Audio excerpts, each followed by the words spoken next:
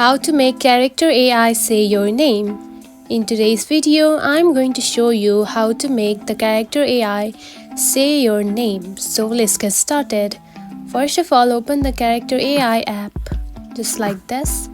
After opening the app, you will see the profile, just like this, which are the recent chats.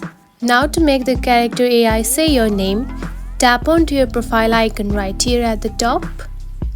Then here you can find the characters right here.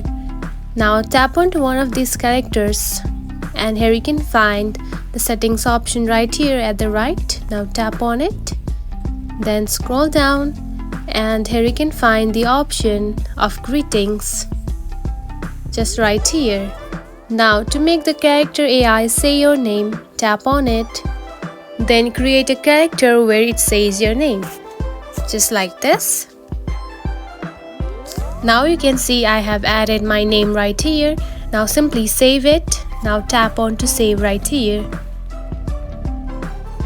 And now you can see it has been saved. Now tap on to the character and it will say your character at the first when it says the greetings.